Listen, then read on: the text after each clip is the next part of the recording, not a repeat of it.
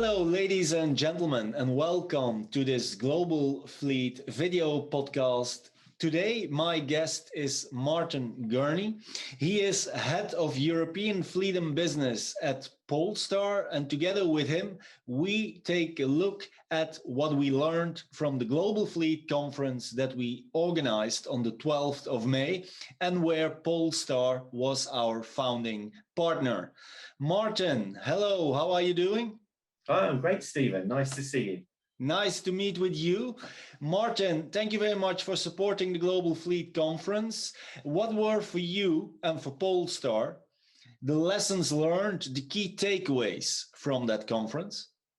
Yeah, it's really interesting. I guess as an EV-only brand, naturally, we focused on the parts of the conference that were relevant to our business. And it's quite clear to us that, if you like, the first takeout was that there's still an increasing focus on the electrification of fleets across the globe. But at the same time, we still see many fleet managers are cautious about the adoption of EVs, and therefore we need greater consultation and more support from OEMs generally, perhaps longer trial periods of vehicles to help fleets assess the feasibility of electrification.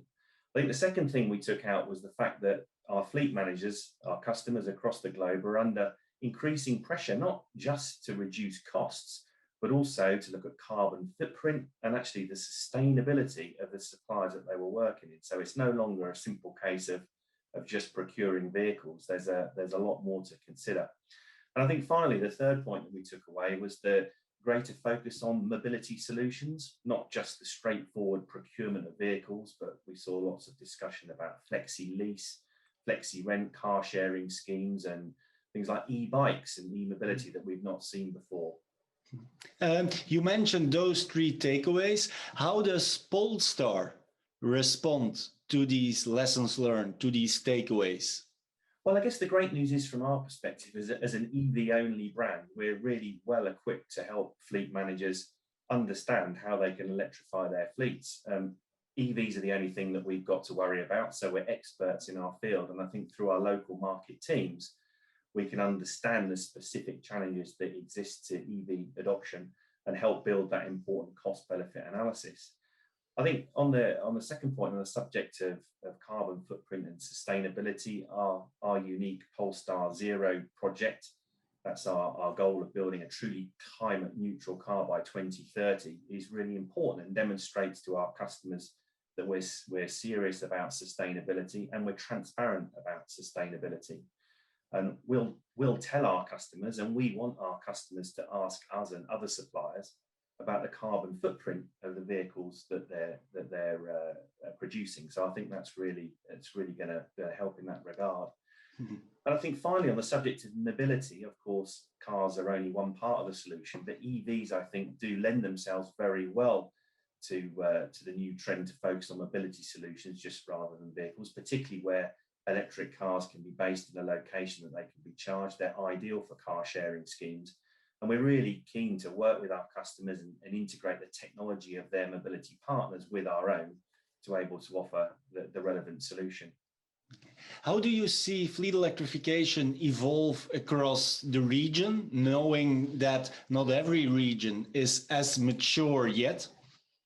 No, that's a good point, Stephen. And of course, it does vary hugely from market to market, even within region as well. I think for me, the pace of electrification is different, but the direction of travel is relentless. It's only going to go one way.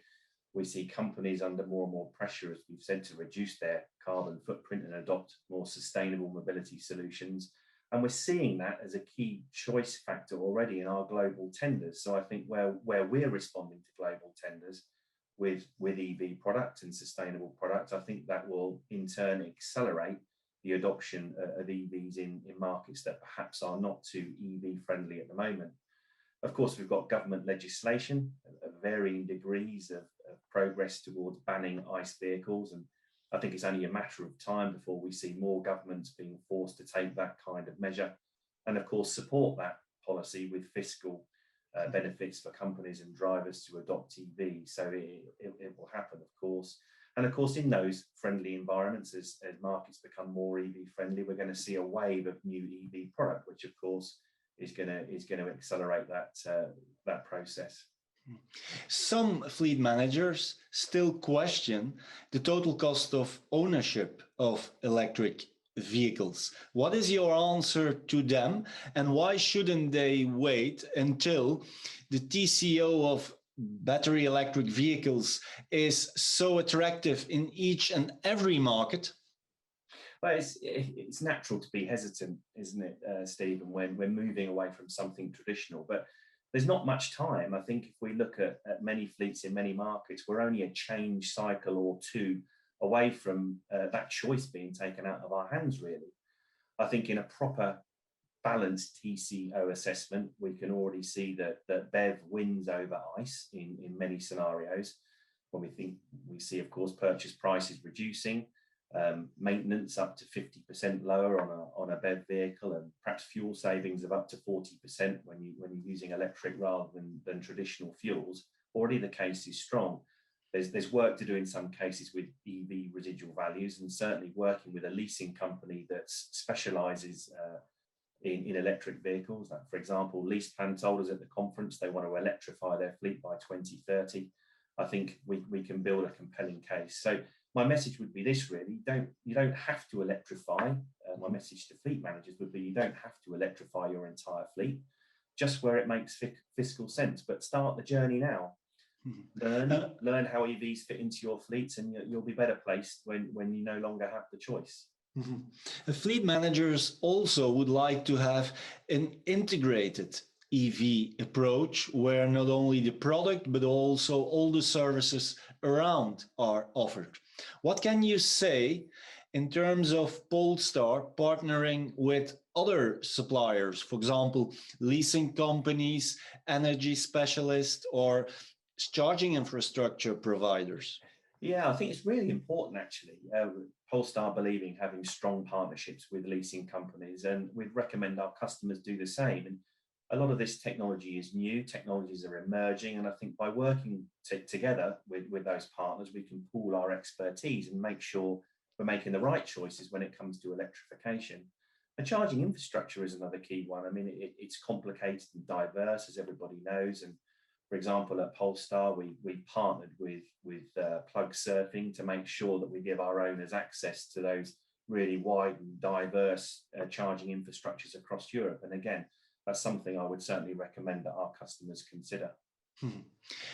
Final question: is Polestar as a brand and Polestar 2 as an exciting model, are you already present in each and every region across the globe? Not every region, but most. So we're in China, North America, Europe, some of the other APAC countries with more APAC and EMEA markets to follow. So we're present pretty much everywhere with plans to grow.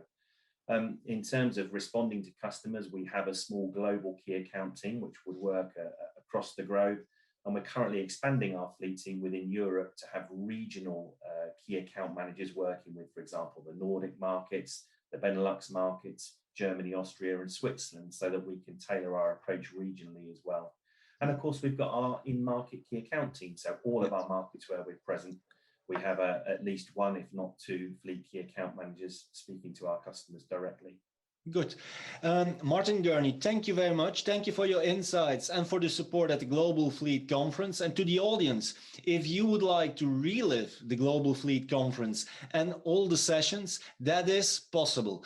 You can go to our event website where you can find all the sessions in our on-demand section. Thank you very much.